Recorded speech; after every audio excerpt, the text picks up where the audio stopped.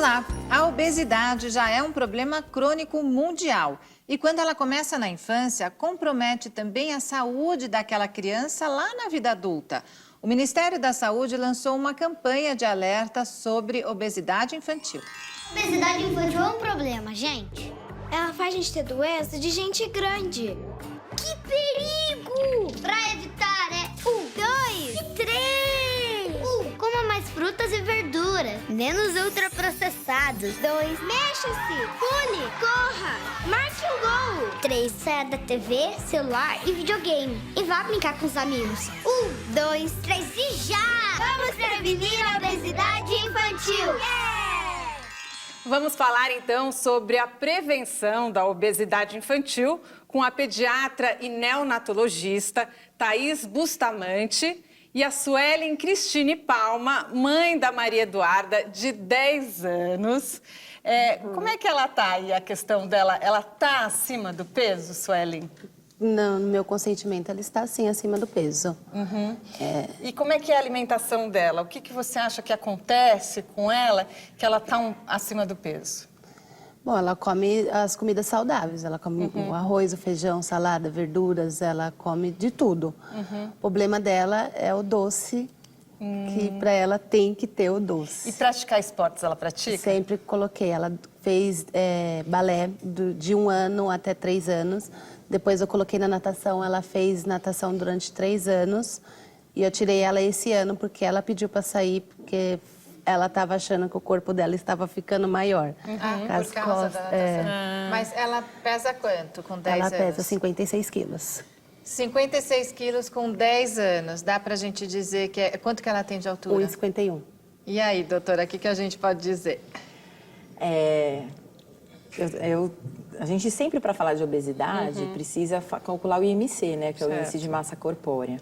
Eu não tenho uma calculadora, não vou conseguir, mas enfim.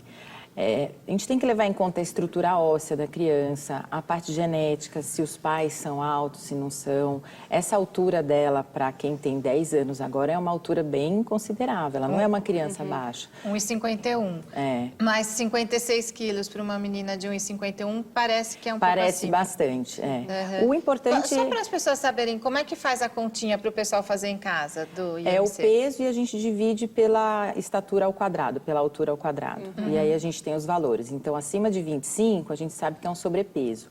Acima de 30 seria obesidade, né? E acima de 40 já é uma obesidade severa. Agora, doutora, explica pra gente, né? Porque a gente sabe que a obesidade infantil é um problema grave no mundo todo.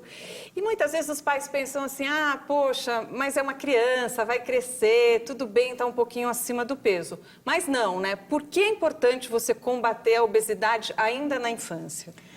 Porque hoje em dia a gente já consegue perceber que as crianças já têm problemas do adulto. Então elas já começam a ficar hipertensas, já começam a ter a resistência à insulina, diabetes, e isso já na infância, na adolescência, e levam isso já se programando para uma doença cardiovascular no futuro, né? Então isso não é assim, eu não quero prevenir uma coisa no futuro, porque a gente já está vendo problemas agora, na infância também.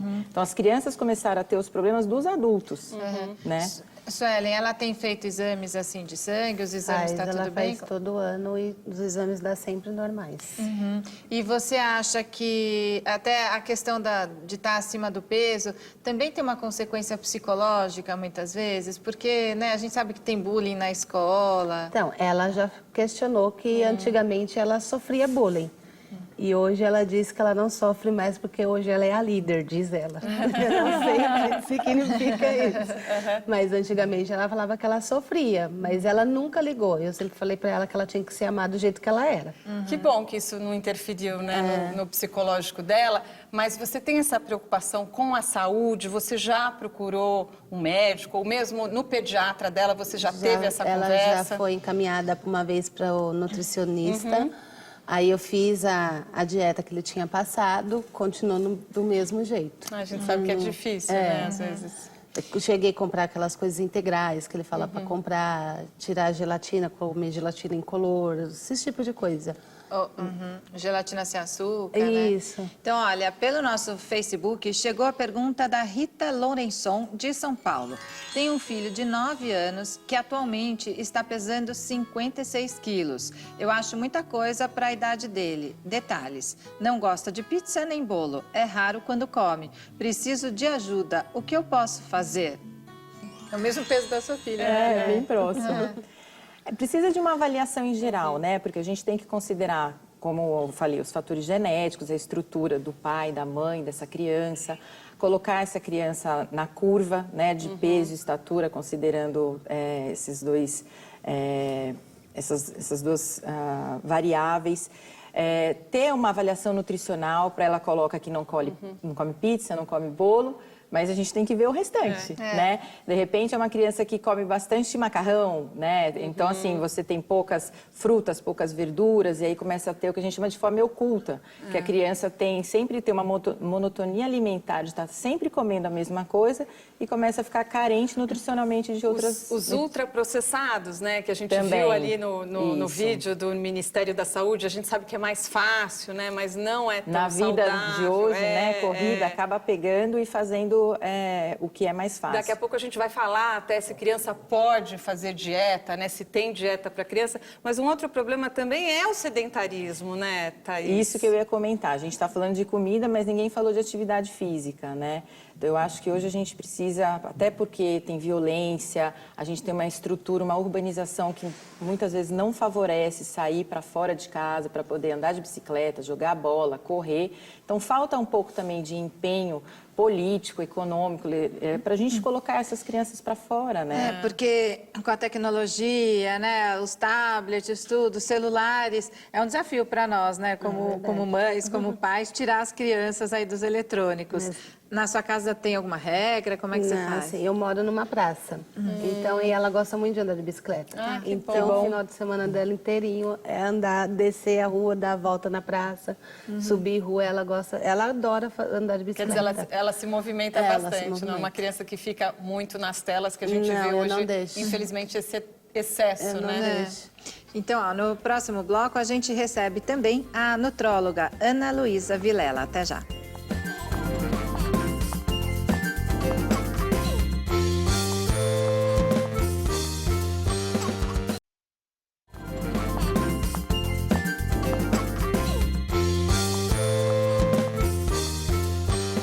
Estamos de volta com o Papo de Mãe e o assunto é prevenção da obesidade infantil. Está com a gente agora a médica nutróloga Ana Luísa Vilela. Doutora Ana Luísa, criança pode fazer regime? Porque a gente estava aqui conversando, né, com a Suelen, a filha dela está um pouco acima do peso. Criança pode fazer regime? Criança tem que ter uma reeducação alimentar, não reeducação, uma educação alimentar, porque a gente ainda tem tempo de criar rotinas e bons hábitos.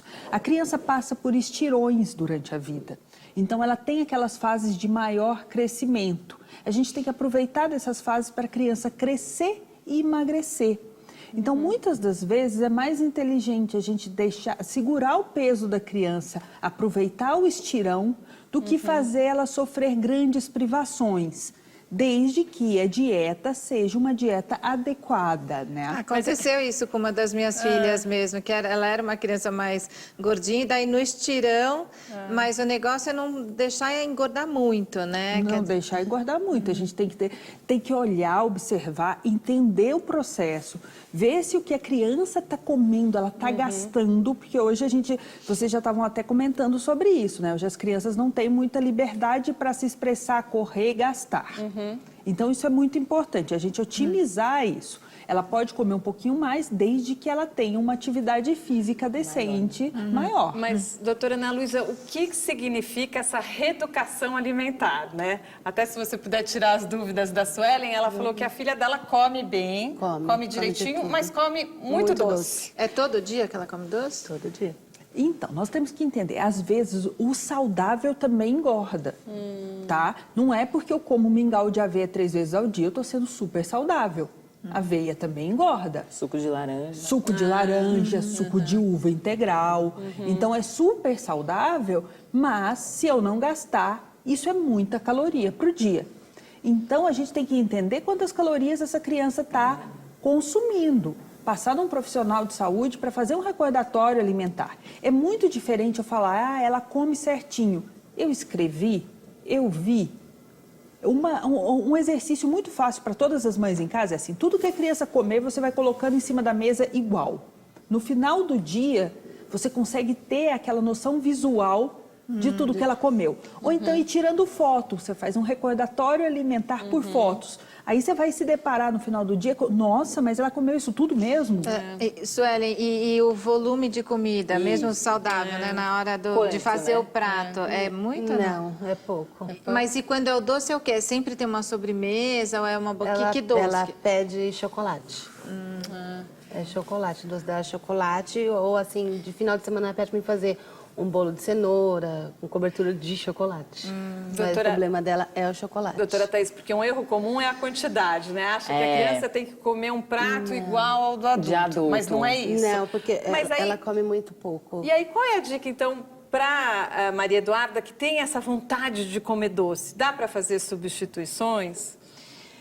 Olha, a gente tem que ir aos pouquinhos, né, na criança. Então, tentar trocar por uma fruta, né? A gente sempre tem que ter muita conversa com criança. Mas fruta é igualzinho a chocolate, né, doutora? Mas aí você faz assim, eu falo assim, hoje a gente vai trocar no almoço, a gente faz de um jeito, no jantar você ganha. Pra gente tentar trazer ela de volta, esse gosto, né? Por isso que hoje se fala bastante em pediatria, de já construir esses gostos, assim, até quando a mãe está gestante, porque a gente já consegue passar para o bebê uma preferência também gustativa. Tem aquela história de não dar açúcar até os 2 anos, né? Exatamente. Porque daí você não forma esse açúcar, sal, O isso suco de tudo fruta mudou também, né? Não se dá mais quando bebê. Um erro. Antigamente começava todo mundo assim, terminou o leitinho, vamos começar primeiro com quem? Suco de laranja. Laranja lima, né? Não tem mais isso. A gente sempre prefere começar com a fruta in natura.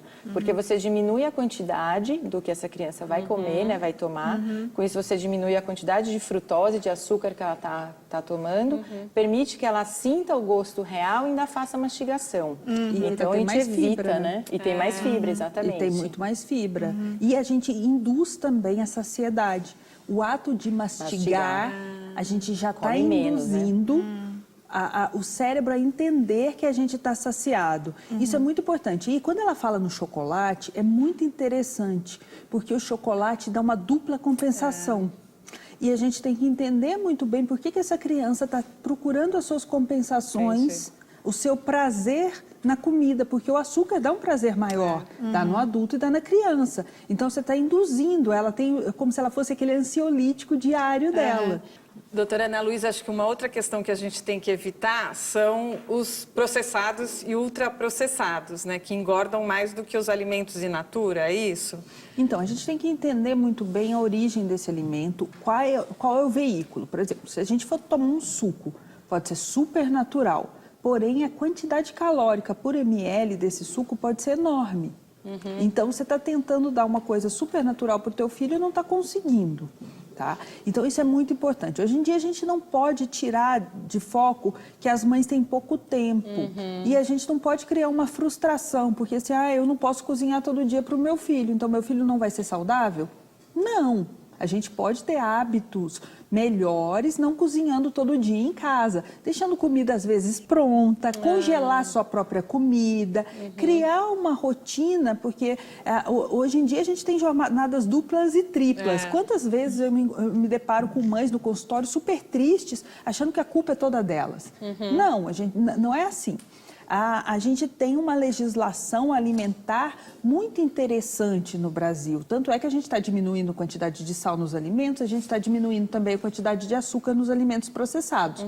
A quantidade, a gente tem que priorizar, lógico, alimento de verdade, natura, todas as vezes que for possível. E cuidar da quantidade. Certo. Aquela história de que criança não pode deixar comida no prato, já foi. Criança tem que comer até o momento que ela tem fome. Não quero mais, mamãe. Ok, você não quer mais, então vamos colocar da próxima vez a gente põe menos comida. Tadinho, não comeu, tá fraquinho. Come isso aqui. Não comeu nada, então eu vou dar uma bolachinha recheada porque ele tá o dia inteiro sem comer. Aí ferrou. Aí você trabalha com comida como recompensa. E ele vai saber, criança é muito esperta. Se eu não como, vem comida doce, mais gostosa, que me dá mais prazer. Né? Olha, no próximo bloco tem uma reportagem sobre uma brincadeira divertida em camas elásticas. Aguardem.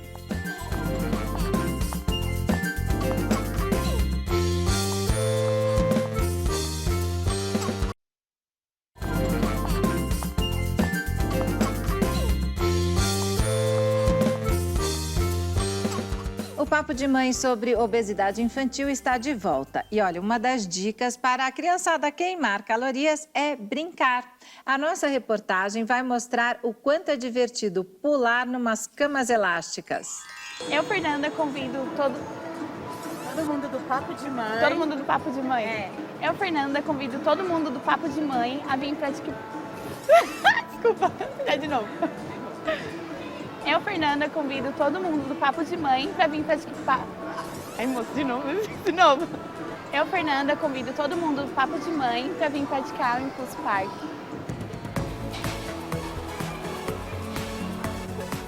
Dá pra gente fazer cambalhota, dá pra pular, por exemplo, de um lado pro outro, bater com as costas pelas camas elásticas do lado.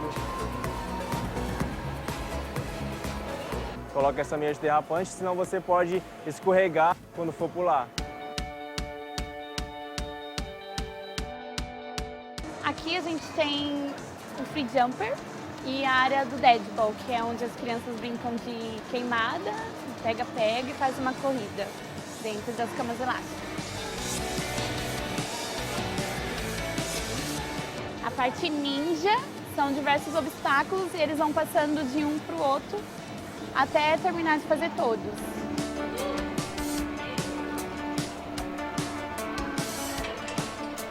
O Ralph é tipo duas camas elásticas, é para você bater as costas ou com o pé de um lado para o outro sem pisar na parte do meio. A gente mostra como é que pula, a gente passa as regras para as pessoas não se machucarem. Crianças a partir dos 3 anos e depois não tem limite de idade.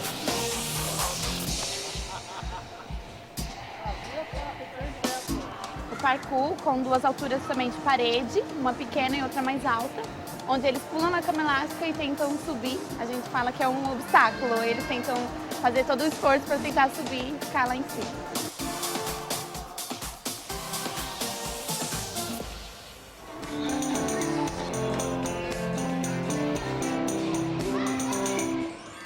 Ai, olha, é muito gostoso, mas é cansativo. Eu já tentei, viu? Cama elástica gasta caloria, haja perna, né? Lembrando que tem que se divertir sim, mas com segurança. Com segurança, porque com tem gente que certeza. coloca essas camas elásticas sem rede. E às vezes a rede já saiu da validade, a criança pula, vaza direto. Também já e vi aquelas acontecer. caseiras tem regra, né? Tem que ir poucas crianças, tal. Sua filha gosta de... Adora.